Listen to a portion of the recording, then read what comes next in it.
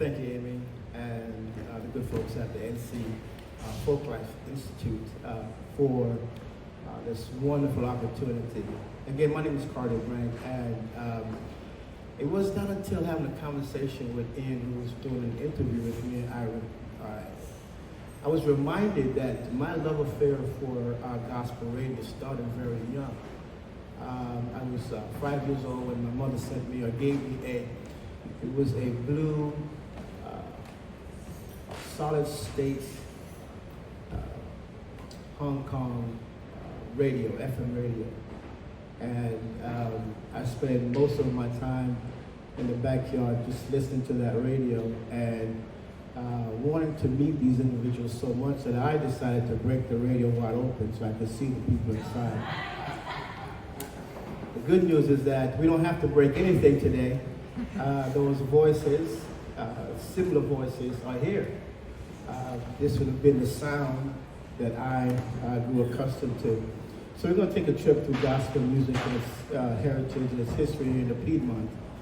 And if I could set the stage real quick, because I really want to get into like around 1962. Radio in its, the roaring 20s, right? The radio was a thing. And radio initially came about, or was more popular, if you will, with not necessarily music at that time period, but just programs. So like the Amos and Andy, for example, would be a program that you've heard on the radio. Television was going on as well, but because it was not as available as radio, and also the quality was not that well. But television was working on getting that together, right? So eventually programs, again, like the Amos and Andy program, migrated over to television.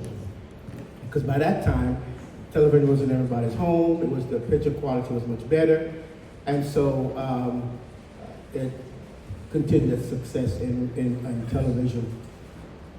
However, in radio was pretty much dying out until the top 40. So when top 40 music started coming into play, FM radio took a shift and started an uptick. While all that's going on, black DJs were quietly honing their skills on the far end of the dial, on the low frequency FM radio stations. They were getting the jive concept down, and they were learning how to do the rhyming and all the stuff that they did so well. So by the time the 1960s rolled around, they would have at least, by that time, have owned the skill as a craft that the world wanted to emulate, right? So, and so gospel music and gospel radio, we're going to be talking about radio and music. It's going to sound like it's interchangeable because early gospel or early black media programming was gospel, R&B, or race records. It just kind of went back and forth, but Sundays was always set aside for gospel music. So early programming on black radio stations. Also, we're going to go back and forth between black radio, black programming, white-owned black programming. So I'll try to keep us on track so you can see the difference there. So it's a complicated relationship between gospel music and the community and radio. And then with gospel music too, it's also complex because by the time we get into the 1960s, when protest music was coming into play, protest music was not necessarily gospel music, but it took on a gospel music kind of a thing, right? So we'll sift that out too as we have this conversation. And also, so like I could say, for example, just so you could understand what I'm saying, because I said a lot just now. If you look at Bob Dylan, for example, right? Bob Dylan sang a song called Blowing in the Wind. That song was taken from Paul Robeson's No More Slavery, or was it No Slavery on the Auction Block? I think it was the name of the song, I can't remember quite well, but that's where that melody came from, right? So, and that was a protest song. So again, I'm trying to show the relationship between gospel music, protest song. It kind of goes back and forth. So here we are in the 1960s, 1964. You would have turned on WEAL here in the Piedmont. Daylight this morning, beautiful morning, and we're around the radio station, 1964, WEAL. And you would have heard Sam the Sham. Sam is right here with us.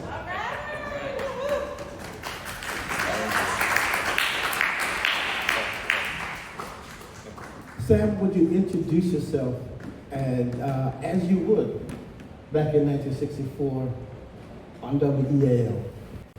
Oh, well, good afternoon once again, ladies and gentlemen.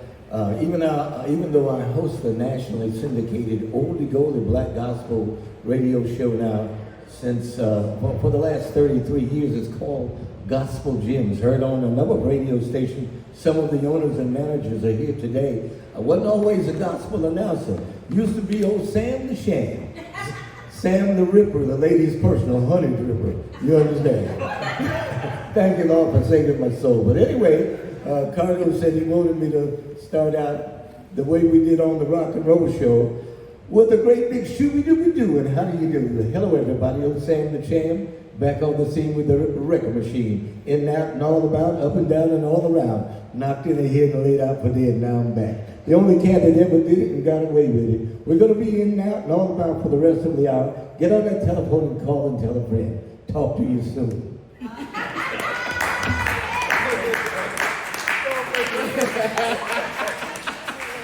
As a kid, I would have loved listening to that, right? So Jim is here with us also. Jim, introduce yourself, please.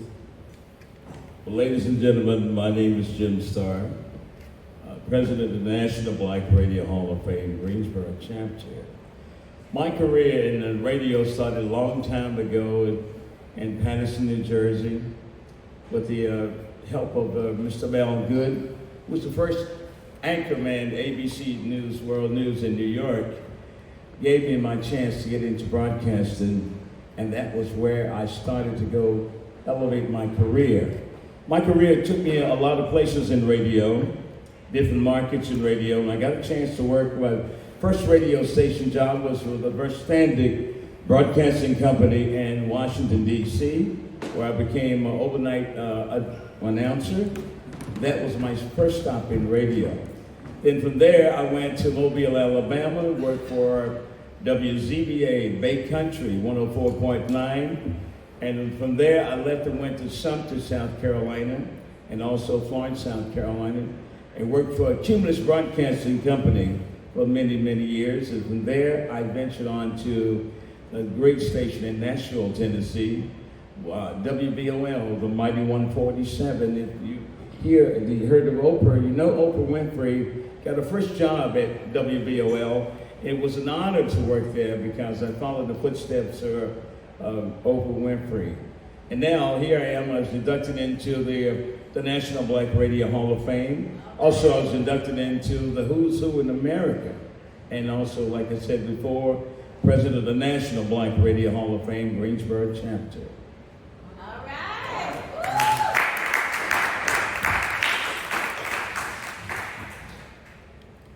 Here in the Piedmont, here in the Piedmont, HBCU radio has been very, very instrumental. And so we've got Carolyn here to represent college radio. Would you introduce yourself, Carolyn? My name is Carolyn Pettiford-Ryals. Let me tell you first, I was born and raised in Roxborough, North Carolina. And being raised in Roxborough, in the country, my parents always listened to country and western music. I can remember Russell Flett and Earl Scruggs singing Cabin on the Hill. Right? And then, but that was years ago. But I got started with WNCU 98.7 FM in 1998. That's on the campus of NCCU. And what happened was a radio announcer named Brother Jonas Graham. He asked me to be be one of the gospel announcers. At that time, I didn't know anything about radio, anything, but he taught me everything that I know. I've been in a radio now for 27 years, playing gospel music on Sunday morning, 6 a.m. to 11 o'clock, and my show calls Hallelujah Praise on Sunday morning. That's it. Yeah, thank you very much.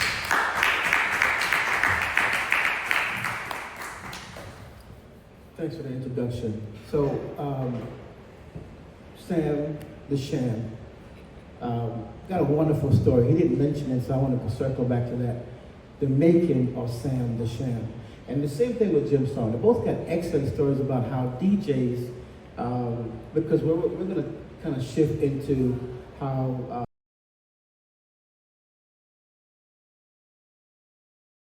I have my own radio show, thank God. I did never think I would be where I am today. And my name is Sister Carolyn Pettiford-Ryals, love and air from me to you. That's my style right there. And on Sunday morning, I bring you joy, inspiration. I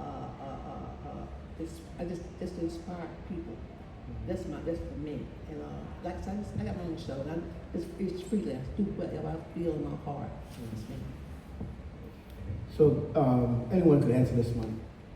What's the role of DJs in our community now, given the fact that at one point, the DJ in the community was the voice of the community. He or she is the sound of the community. They kind of curate what's going on in that community.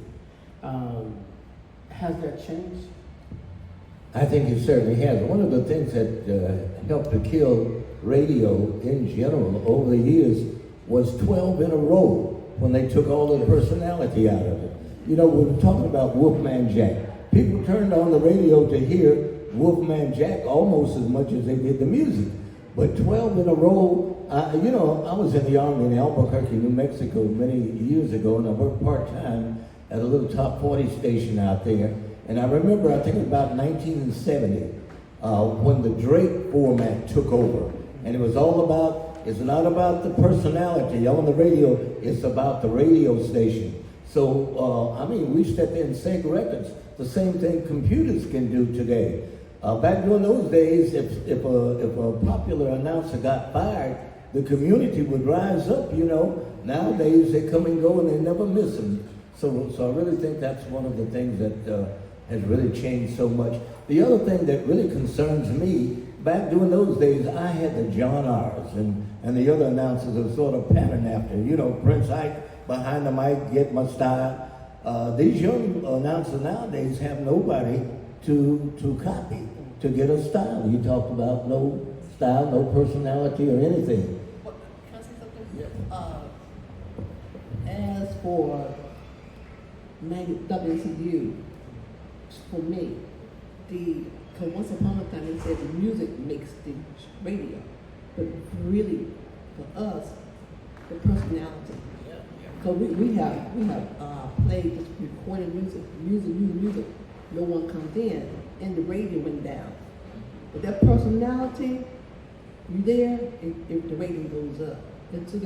For me, the personality means a lot to the community. That's me.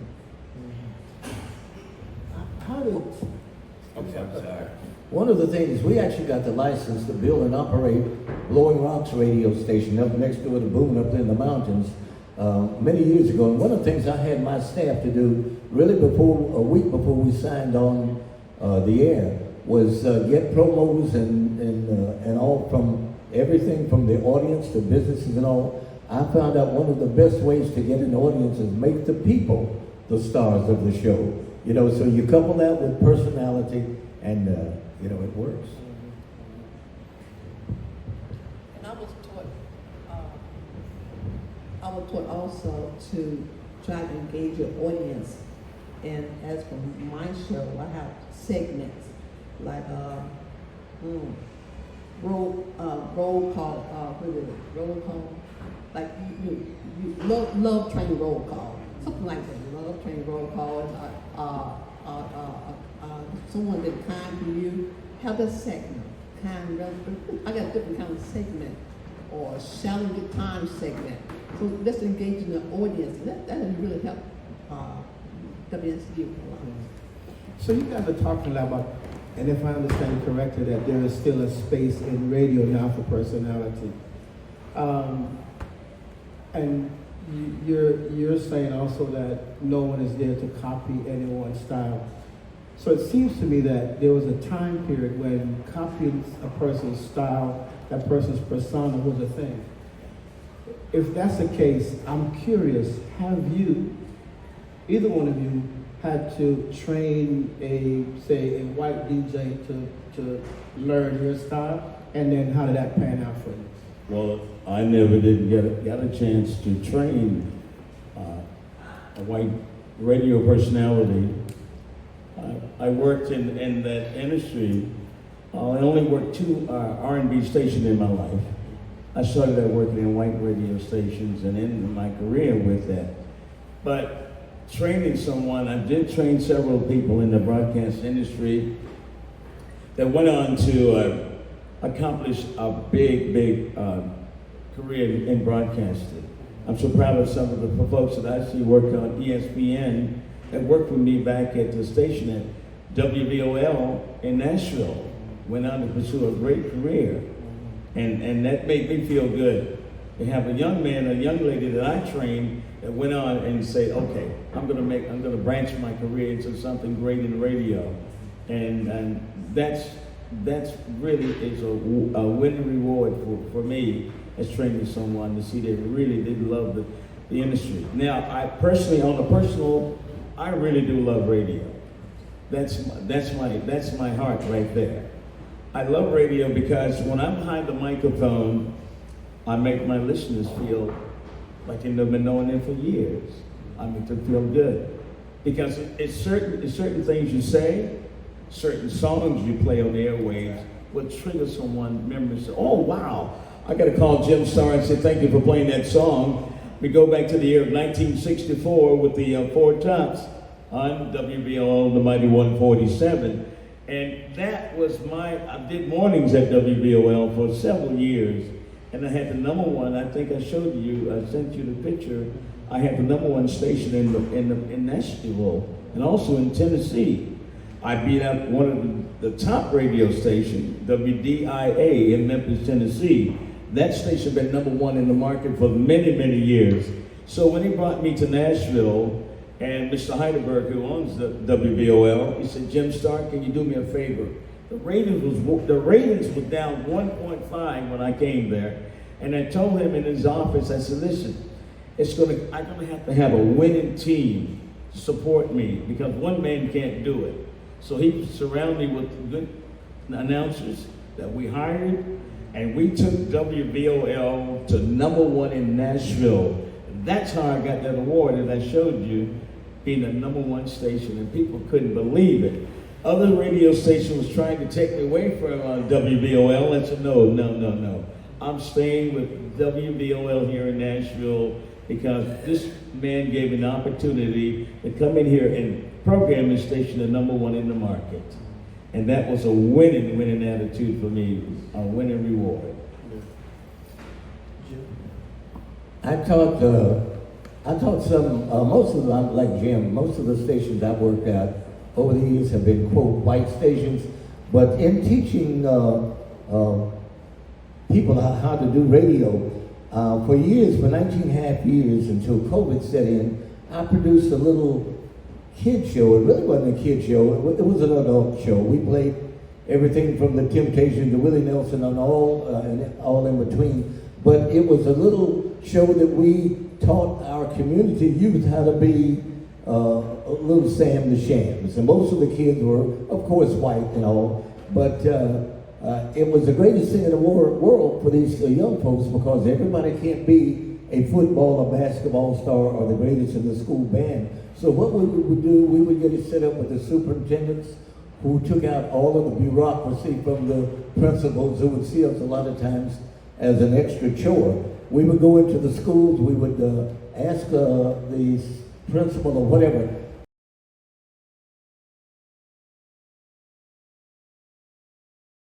tease out a little bit. I mentioned earlier that there was a difference between black-owned, black program, white-owned, white program. Talk about that. That is totally different if you work in the black format. That's a different style, a different delivery in your presentation in radio. Now, if you worked on the white radio stations, they're not too into the jive talk. Their way of broadcasting is your diction. That's what they feed on. They don't care about you, that jive talking. Like if you switch the dial and go to, if I wanted to say, okay, I had a friend of mine when I worked at WCEM AM 1240 Continuous Country. I was on the airwaves, and I said to him, I said, I like to play some R&B, because I started my career in country, and I never got the opportunity to play R&B music. So he said to me, he said, I don't think you want to go there, okay? Because it's different. So you'll find it's going to be different. So it's up to you if you want to go, but I guarantee you, you're going to call me back and say, you know what? You were right. What I mean by that, they have a different style of radio and programming their radio stations. Yeah. Okay. Now, if I want to go to the white station, like I said before, you got to have great diction. That's the pressure you have to see in their market. They don't care about anything else. But I had to learn to be the best way to improve your diction for me was to read every day, 15 to 20 minutes, maybe 30 minutes every day, to put the inflection in my voice. Because if I didn't, I'm not going to make it at CBS FM. I'm not going to make it at 98.7 KISS FM in New York. I'm not going to get there because my diction's not good enough. That's big time market. So in order for me to get where I wanted to go, I had to read every day and say, listen, I can do this job. I can step behind that microphone and say, listen, Jim Starr, I'd like you to do a voiceover right now for me. Well, I'll be able to go in there and do that voice over for them exactly the way they wanted me to sound, because if you want, you have to sound the way they sound on their radio stations. I know because I worked in that market so long, I had to sound like them. So how did that shift though? Because at one time it was the other way around, right? Yes, that's right, the other way around. But I worked in urban radio station for a while, but I ended up going back to the white stations. I worked for a couple of stations in New York City part-time, and then I came to Cumulus Broadcasting Company where I did overnights for them. Yeah. I think I had a little different twist, speaking of ownership. As I mentioned earlier, we actually wound up getting the license to build and operate Blowing Rock's radio station. Blowing Rock is next door to Boone, and if you've ever been to Boone and Blowing Rock, you don't see many African Americans. So needless to say, all of my staff was white. But, it worked out, even though, now business is business, but even though I like that, jive and connive and rhythm and blues, our format was adult contemporary. We had a lot of rhythm and blues because we found out that the white audience liked that rhythm and blues, and that's one of the reasons I think Gospel Gems, my gospel show, which includes Aretha Franklin, Sam Cooke, Mississippi Mass Choir. It has that rhythm and blues. They call it the beach music flavor, But anyway, I thought it was real interesting. I told people for many years, Daniel, because we were the very first black family ever to move to Blowing Rock and vote. I tell people that Daniel Boone and I, we made history up here in the mountains.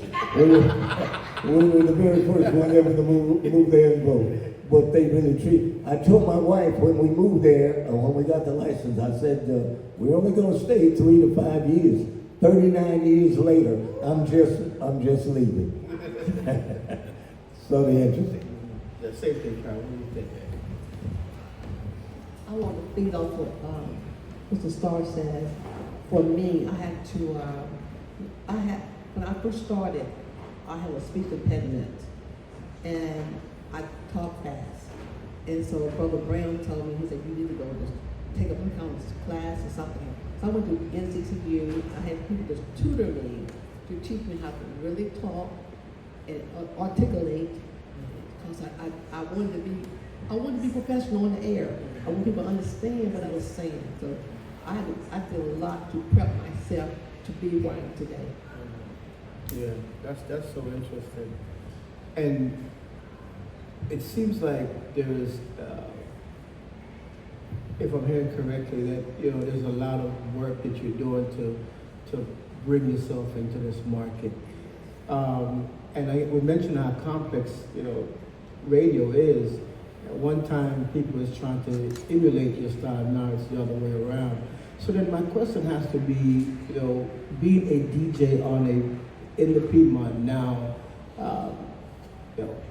the gospel DJ, do you think it's about entertainment?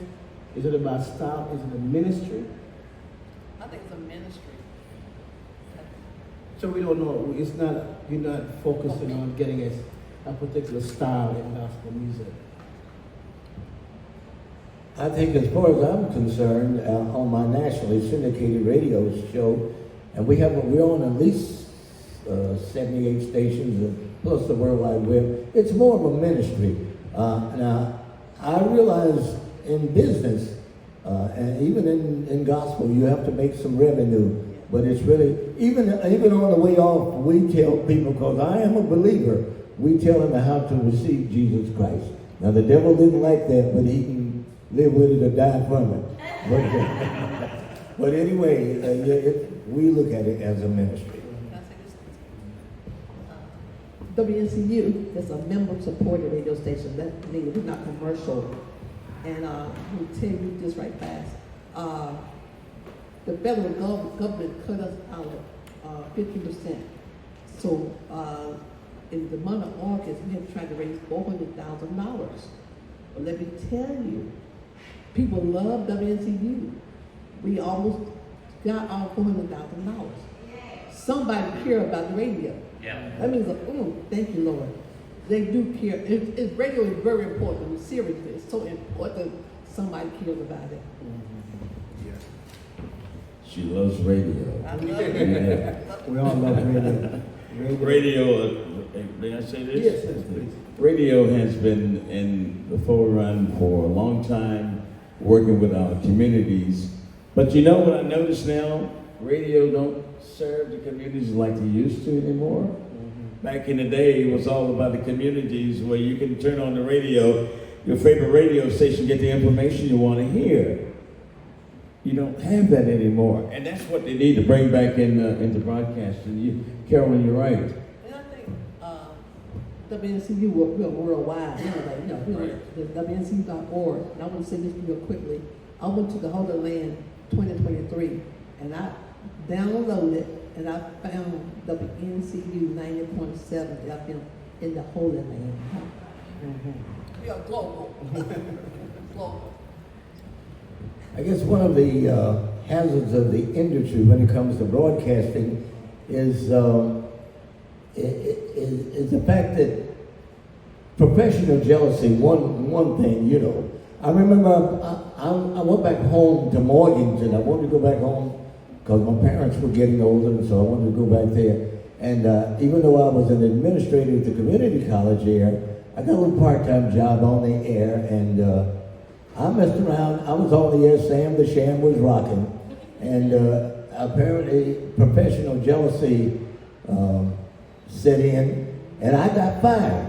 And I'd been a pilot since my military days, and I took one of the guys on the country station flying one afternoon. As we drove back up into the driveway, the owner, Joe Cooper, was going to his car, and hey Joe, how you doing? And now my shift was 10 o'clock on Saturdays until 1 o'clock. Anyway, to make a long story short, Hey Joe, how you doing? Oh, I'm doing fine. By the way, come on in tomorrow.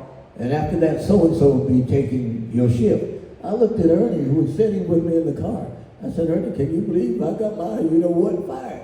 So anyway, I was professional. I've been in this business long enough to know you never fire a person and let them back on the air. Let you know, number one, how stupid Joe was. But I was professional, so I got off the air that Saturday at 1 o'clock. Went up front, I said, Joe, I thought you enjoyed my work. He said, Sam, you're doing a fantastic job. He said, 75% of the people call the station, they love your show and everything. You're doing a fantastic job, but it is easier to change you than to change everybody else here like you. I said, Joe Cooper, run that by me one more time. I've been through a lot of my day. You're doing a fantastic job, but it's easier to change you than everybody else here. Like, I found out later on that some of the guys went in and said, how do you get rid of that, you know what, or we're going to walk. And Joe didn't have guts enough to let him walk. But you know what? After about 3 weeks, I quit being mad at Joe Cooper and got mad at Sam Tate for not doing any better. And God gave me a license to build my own radio station. I took that disadvantage and turned it into an advantage. And I told my brother here the other night a story I learned. Anybody here ever heard of the old black comedian Pigmeat Markham? All right, Pig. I interviewed him one morning. He and Baby Seal, they were going to be at the El Rocco Supper Club there in Greensboro. And we got off the air by 10 o'clock, went back there in the back, and started talking about life in general. He's originally from Durham, North Carolina. And I can't talk about anybody, folks, but Pigmeat Markham was a pretty rough-looking dude. He said, you know, so Sam, when I was a baby, I was an ugly baby. He said, I was so doggone ugly that when we went out to recess, the kids would see me coming, and he said they would fall out laughing. And I found myself doing the natural thing to do, starting to draw up in a shell, until it occurred to me one day, wait a minute, I can make people laugh. Something you don't see people doing much anymore. And on that day, he said, I decided to become a comedian. And he said, today, I'm a millionaire. And he said, you know, Bro Sam, I cries all the way to the damn bank. And the moral of the story is to turn that disadvantage into an advantage. And I never forgot that, even when I went in the Army. I know Uncle Sam, I couldn't make the money that I could have made in the real world, but he's going to teach me how to fly airplanes and everything else, and he did. But anyway, I didn't mean to get off on that. I'm keeping a track of the time, and I think, Amy, this is about the time we need to wrap up. Do we have any time for questions? Maybe not? Okay, for sure. So we've got a few minutes for questions. If you have any questions for this wonderful panel, please ask now. Any questions? Raise your hand if you got a question. Mr. Tate, were you Yes, as a matter of fact, I was the very first program director at A&T's radio station. Before 90.1 came into being, it was WANT. And I was working at WEAL at the time, but yeah, I was a program director. Were you there in the late 60s, 70s? And I was there, I started in 66, I believe, yeah. And I worked. And the reason I asked that, I was sitting here trying to go back, and I'm like, I can't remember that Sam Sham, oh Lord. Oh man. Thank you, Lord, for saving my soul. That's all I can say. Yeah, I started in 64, left from 64, went to 68, went in the Army in 68, then came back in 71 and worked there for a little while. Yeah. What can listeners do to support radio and what's the thing you like to see listeners do? What was the question? What can listeners do to support radio? What can radio do to get listeners to support? Right. Well, that's a good question. One of the things I learned, as I said earlier, make the people the stars of the show. They're up in Bowling Rock and Boone, like I got a little bit of everybody on there to give promos. And in between records and all those songs, we're dropping one of the promos. But, you know, even if it's a format that I like, for example, I don't care that much about. But if I go through a town and call and say, hey man, listen, I'm listening to you, you're sounding good, and if he gives old Brother Sam a shout out, I like that. I've been in business for 61 years, you know. So to answer your question, to make the people the stars of the show, let them know that, I know one of the things, I manage a little station in Taylorsville, North Carolina. Everybody was going after the merchant's dollars, the newspaper, and everybody else. But you know what? That general public has some money too. What about saying, hey, the next 15 minutes is being brought to you in part by the Jones family, and blah, blah, blah, blah, blah, you know, give a little bit about it, and let them pay for that, let them buy that. It works, folks, if you happen to be in programming and sales and all. Yeah, we can really get into the business side of that in, I think, the last panel. But you know something, Sam, that I'm asking, and I'm thinking if it was Tina Turner who came to the Piedmont, and her manager said that they did not want to advertise on black radio because they didn't believe that Tina Turner's music was for black people. And you talked about, the question was what can we do to help radio, but there's some issues going on in terms of, you know, advertising, because small radio in small markets don't have access to those dollars. And if people don't think that they could market to those radio stations, is that an issue? Yeah, it's all about ratings, you know. We talked the other night about Arbitron and all. It's about ratings. For example, Coca-Cola will come into this market, figuratively speaking, and they may say spend $10 million.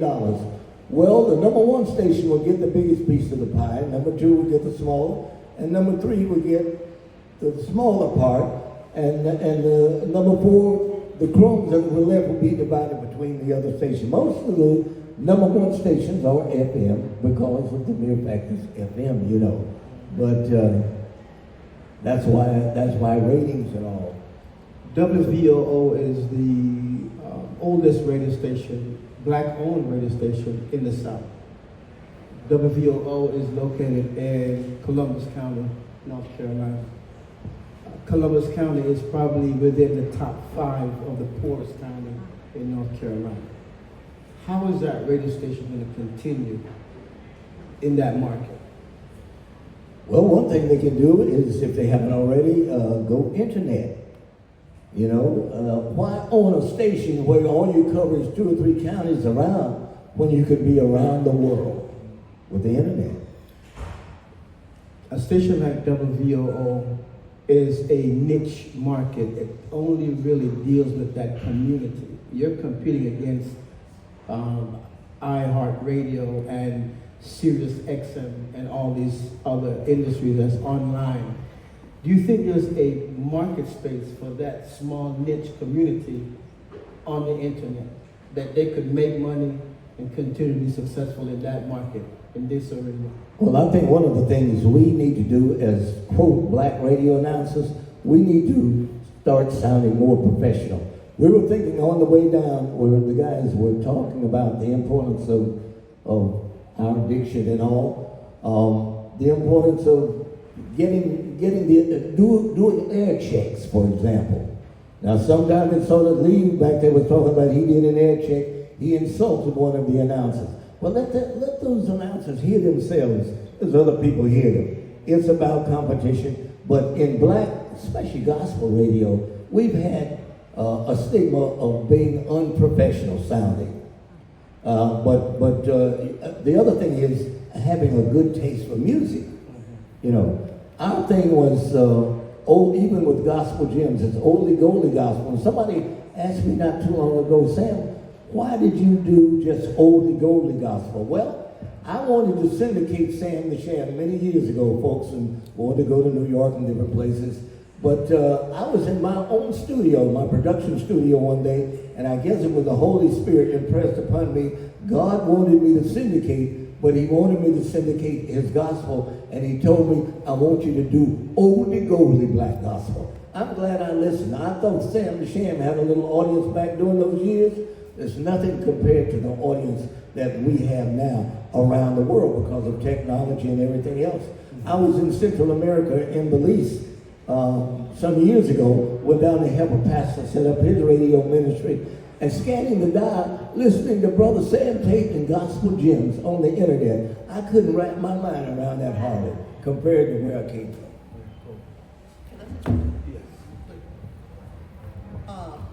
WSEU, we participate in the community. We goes out to outreach, the Durham Arts Council, different businesses.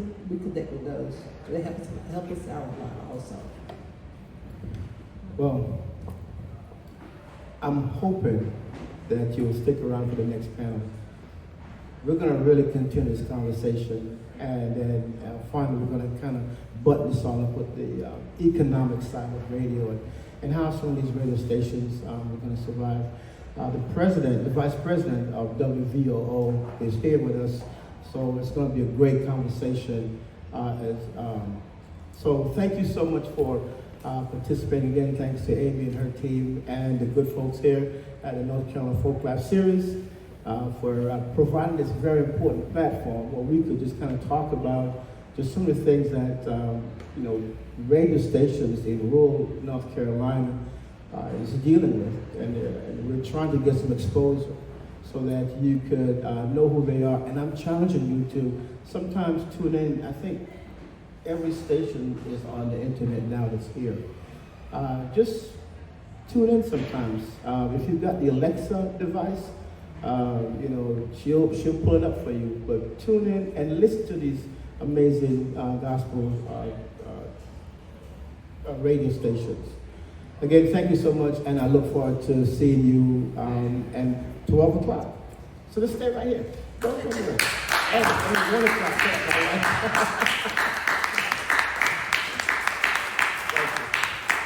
Thank you, Jim Starr. You're quite welcome. Jim Starr.